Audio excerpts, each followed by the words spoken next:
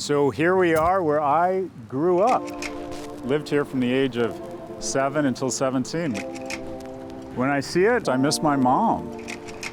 I remember sitting on the stairs and she would come home after a long day and she would drive into the garage and then she would give me driving lessons. On my 16th birthday, I walked up into our condominium and she put her hands on my shoulders and put the keys in my hand and said, "You're a handsome young man and now you own your own car." Still the most wonderful thing I've ever received. I'm a 57-year-old who still hasn't gotten over the loss of his mother, and I think that's a good thing. I hope my kids feel the same way about me. Moved here from the Valley. My mom's boyfriend, Terry, bought us a condo, I remember, for $72,000, which was a big deal. Terry used to spend every other weekend with us because he was married with kids. We were that second family that you hear about, and you think, well, Terry was a bad guy. No, he wasn't. He was a very nice man, and he was very good to me. It's easy to be judgmental. Life is complicated. Scott Galloway is a business world rock star. One of the top 50 business school professors in the country. Serial entrepreneur. He is a sharp student of our modern technology.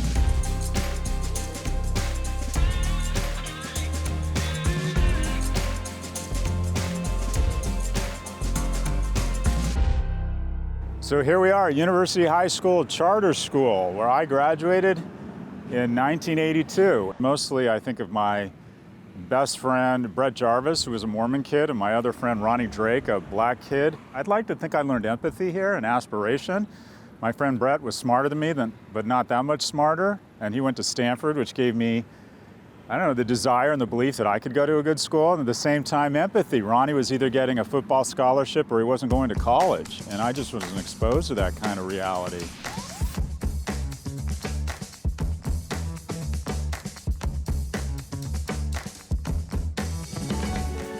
I'm glad to be here. I think if there's a lesson here for kids in high school, it's that if you're unremarkable in high school, you know, it's meaningful, but it's not profound. Your story has not been written.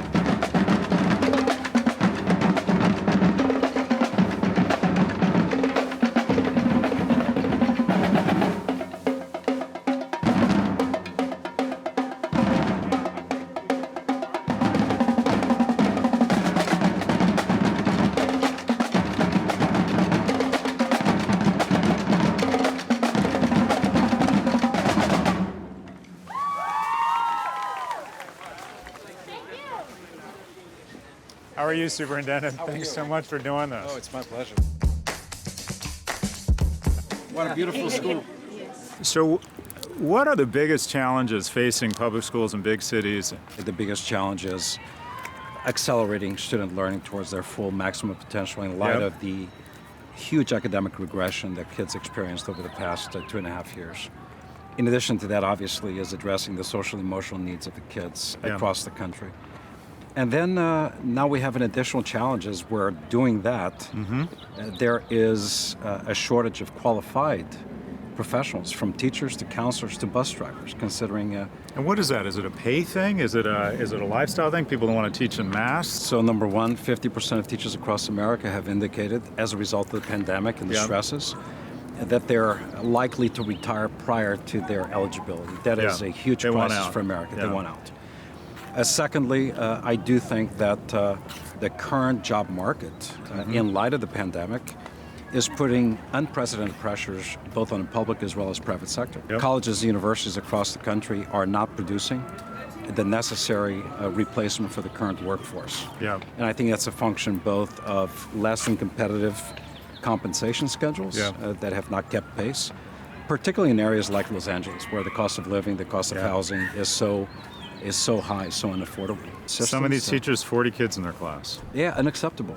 So we need to hire more counselors, more school psychologists, college counselors, psychiatric social workers, because this is the place where students manifest the need and where we can, in fact, address the challenge and the need they face. You don't do this job unless you're emotionally invested in the success of young people.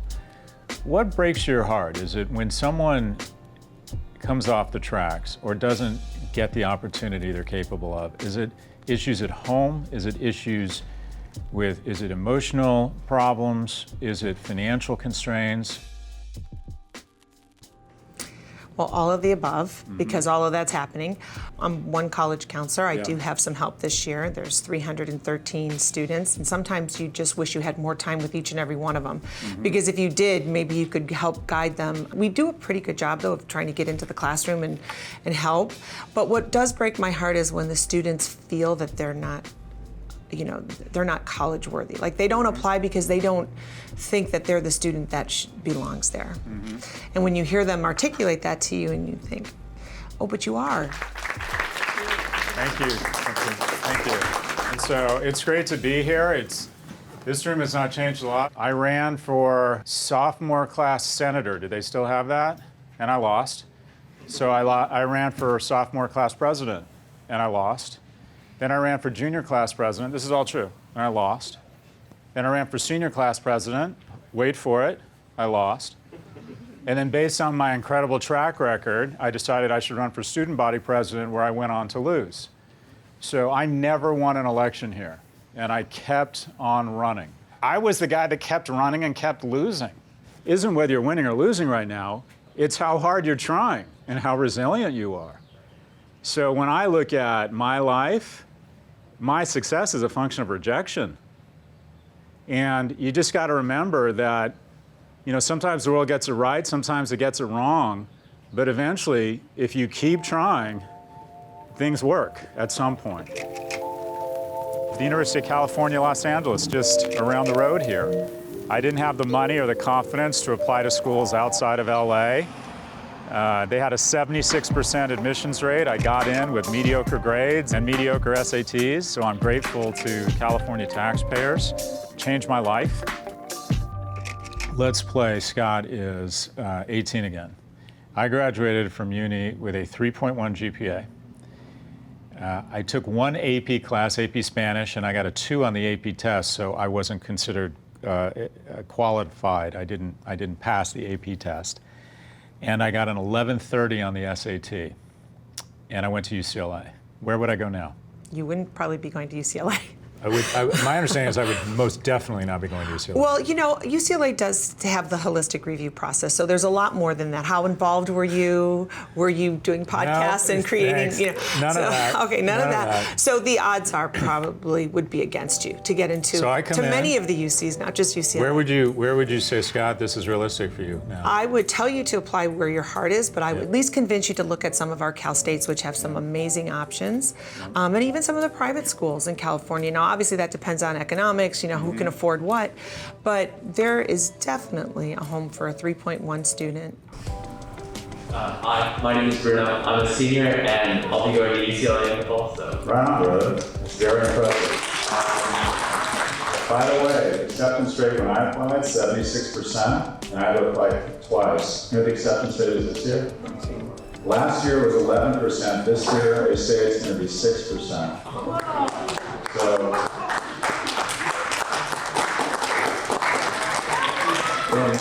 in the eyes, based on the metrics that schools evaluate, young man, you are an impressive person. Thank you very much. I had a question about, you were talking about a time in your life when you weren't doing so well financially. Yeah. When you spoke to your accountant and you were talking about negative net worth. What specific things did you do to sort of get out of that situation financially and propel yourself forward?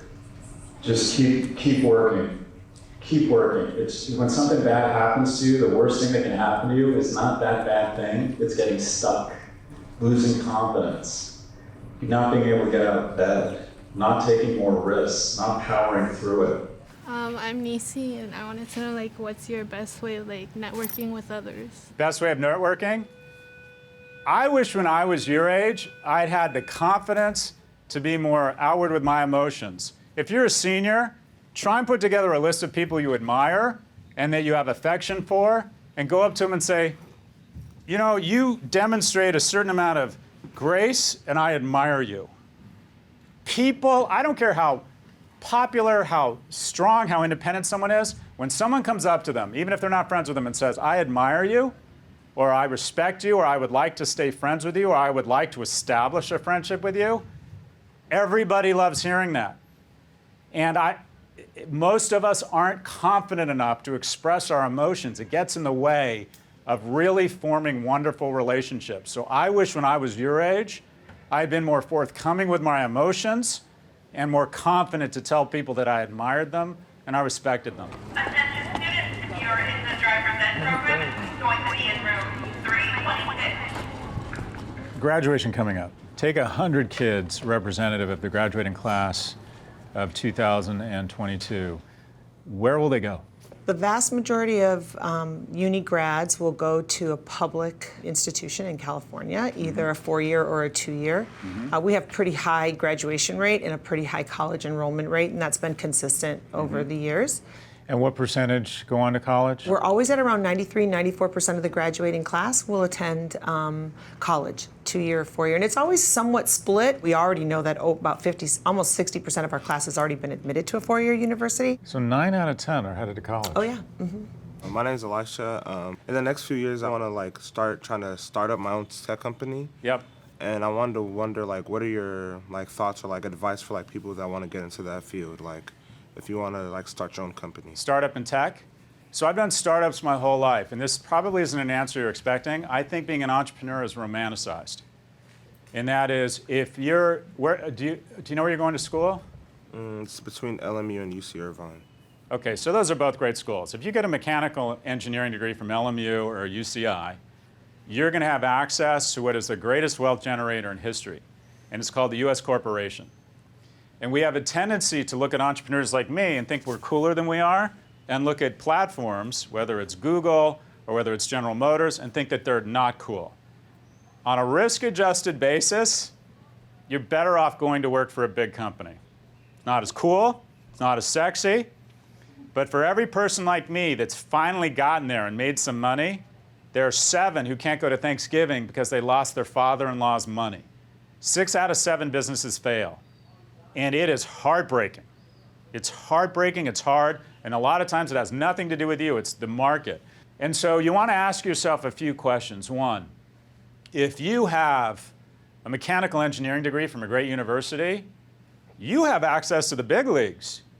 Most people can't get a job at Google. They just don't have access to it. They can't get a job at Salesforce. They can't get a job at Snap. They can't get a job making products for a Tesla or a Rivian or a Lucid. That is a great way. The U.S. corporation is a great way to get rich slowly. But you get economically secure. They'll pay to have that mole removed. They'll force you to start saving with a 401k. They invest in you. They send you back to business school. Maybe they even pay for it. You know, health insurance is a wonderful thing. These platforms are amazing. They're amazing. When you show up and say, hi, I'm a mechanical engineer with 3M, you're taken very seriously. What would your message to parents and to legislators or government officials be? How could they be more supportive of your efforts? Well, number one, look, here we are in the 2nd largest school system in America, primed to be the best urban district in America. That's why I'm here, right? But teachers, principals, superintendents, school board members alone can't do it. We need to rally around schools. I look at public education and democracy are 2 sides of this American coin, one indispensable to the other.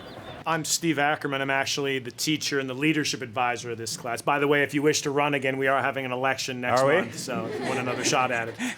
I was wondering if you'd comment a little bit on who inspired you.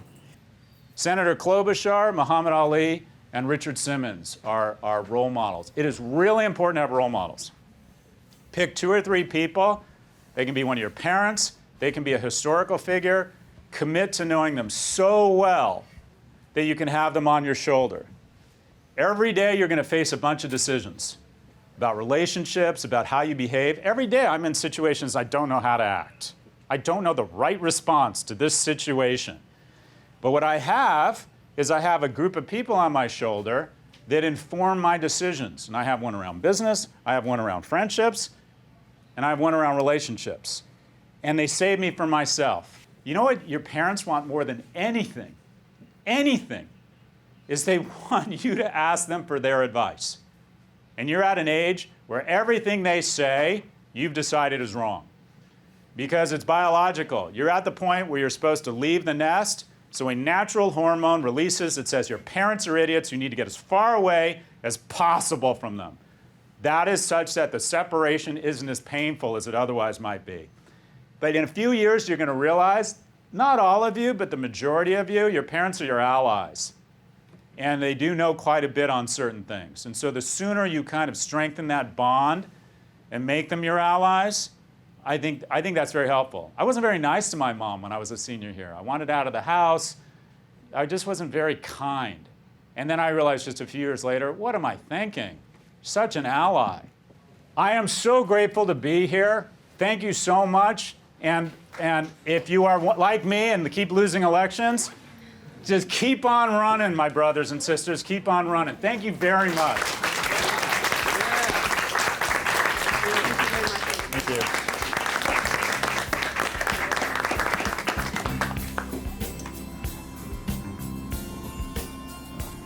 My last message is for the kids out there that were me. I was invisible. No one in my class would have said, oh yeah, Scott's gonna go back in 38 years and talk about success. I was invisible. I didn't know what I wanted to do. I didn't have very many friends. My home life was just okay. Didn't have any money. And you know what? If you're one of those people, your story hasn't been written. This is not it. Your success could absolutely still be out there. Thank you very much. I write and speak a lot about education. And I'm a glass half empty kind of guy. I'm always talking about, costs skyrocketing faster than inflation, the gender imbalance. And then I speak to you, and we're at a public school in Los Angeles. It's incredibly diverse, a lot of kids from a lot of different income levels, and 9 out of 10 are going to college. It feels like most of them figure out a way to figure it out. I mean, I feel shockingly hopeful after speaking to you. It feels like this whole public school, college, California taxpayers, it feels like it's working here at University High School. I think so. Yeah, I think so. We have great kids and great families, and our kids have done well. Most of us are fortunate that we do meaningful work. I think what you're doing is profound. Oh, thank you. There are about 5 things that actually make a difference in the lives of kids. Yep. Making a school the right place. Yep. Great leadership matters. Effective teachers who are compassionate, caring. The right access to resources, support systems before and after school programming, music, athletics, parental engagement, technology. Yep. That's what makes a difference. And in this school, they're all working in synchronicity. You're hopeful. I'm hopeful too.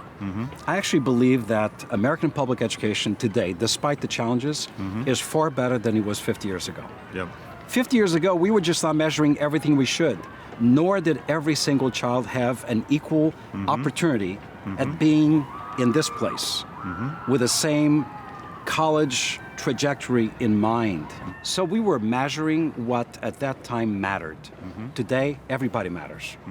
And yes, there has been a technical correction in terms of performance. But now that we know where America is, that is a good point to start the recovery, right?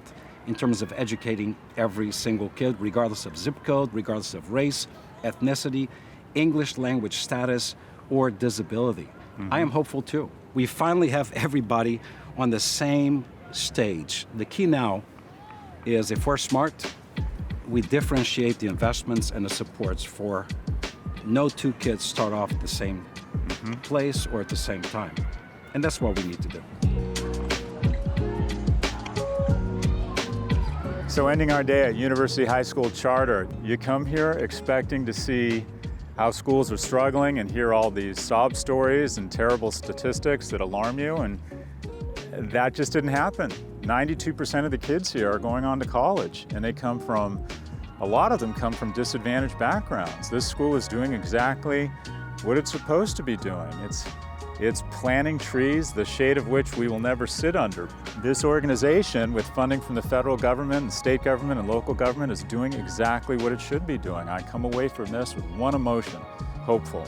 Uni high on 3. 1, 2, 3. Uni high! Okay, get in. Get in, here we go. Here we go. I want to be. That's right. Tall one's coming. That's right. One more. Thank you. All right. Good stuff. Good job. That's great. I'm like, I want to be in that one.